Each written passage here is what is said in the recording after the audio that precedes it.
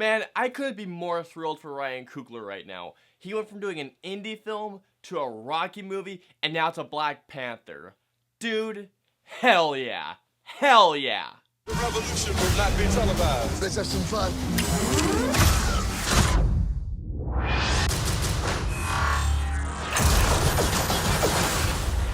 The revolution will be live.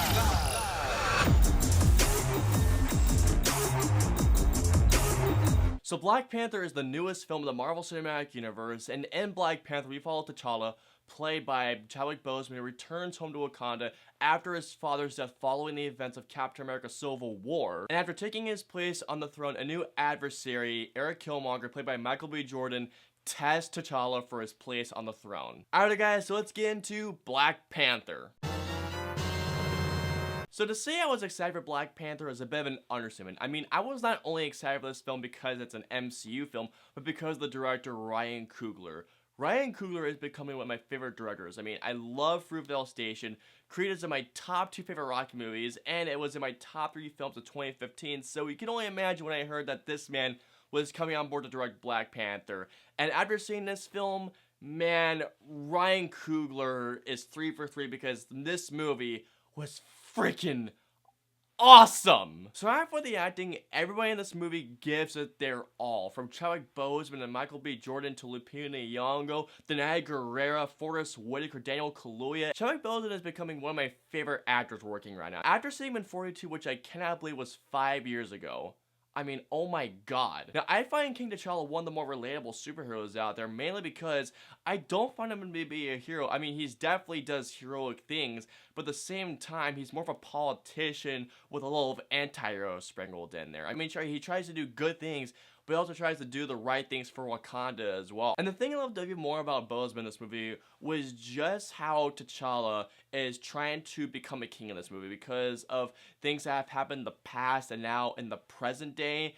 It's just like the struggle with T'Challa becoming a king, I thought was one of the more absorbing stories in the MCU. Lupita Nyong'o was a kick-ass spy. Danai Gurira, who was in The Walking Dead, I haven't watched that show in years, but Danai Gurira was an absolute ass kicker in this movie. Seriously, the thing I liked about the women in this movie is that the women are not damsels in distress. They are strong, fierce warriors who can kick pure ass. And my god, the fight sequences in this movie, which we'll get to in a little bit, they held their own. And not just that, they were strong women. Now, one of the biggest complaints about the MCU that people have had, myself included, is that the MCU hasn't always had the best villains. Minus Loki, Hela, the Winter Soldier, and Zemo, the MCU hasn't always struck gold. Well, you can add Michael B. Jordan as Eric Killmonger to that list because, oh my word, he is just phenomenal in this movie. Killmonger has purpose and he is not evil just for the sake of being evil. Michael B. Jordan is menacing from the first scene that he is in. I have never seen him play as a villain, and my god, he played a villain so perfectly in this movie. Killmonger's backstory in the film is easily one of the more emotional backstories I have experienced within the MCU. I rarely tear up for villains in comic films.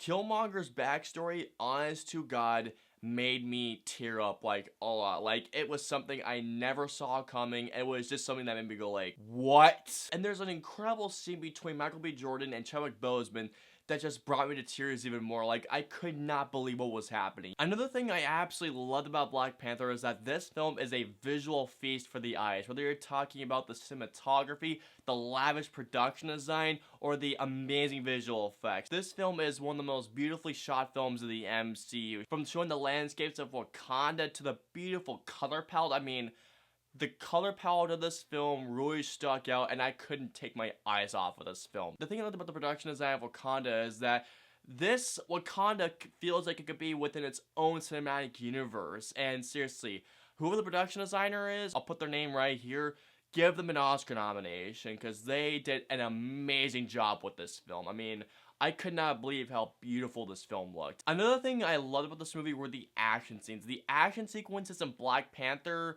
are just exhilarating to watch, to say the least. From the car chases, the hand-to-hand combat sequences, everything was thrilling to watch, and the third act of this film has easily one of the best action sequences from the MCU since the airport brawl in Civil War. I mean, this sequence, my jaw dropped at one shot that I was just like, oh my god, how did they do that? I mean, I know, of course, visual effects have play in that, but still, I couldn't think, how did they do that? The best thing is there's plenty of wides, there's no stupid close-ups so you can't see what the hell is going on. And there is an amazing sequence that looks like it's all shot in one take that I was just like, yes, keep going, please don't stop the shot, please don't stop the shot. Seriously, the action sequences of this movie, particularly this one shot, were phenomenal and they were an absolute blast to watch. Also, not to mention the score and the soundtrack for this film are kick-ass. Another thing I absolutely adored about Black Panther was that despite this movie having an epic grand scale,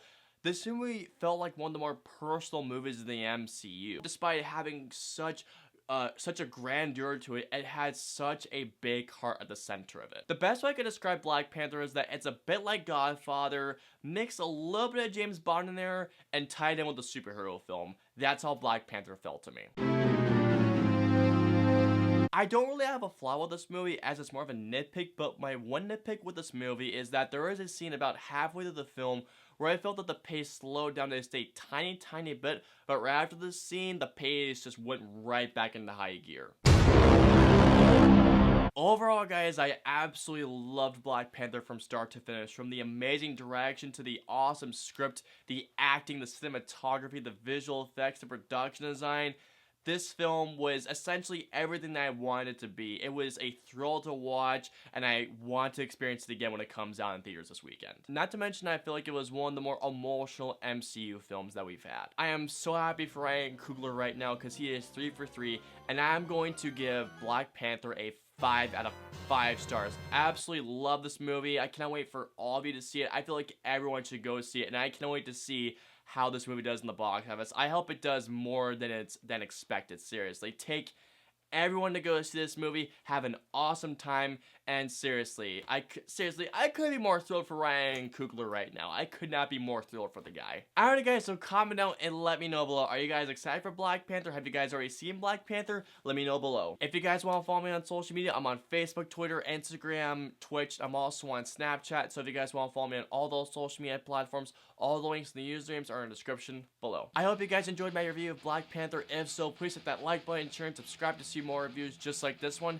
If you guys want to see my review of 50 Shades Freed, please click right here. And if you guys want to see my review of Winchester, please click right here.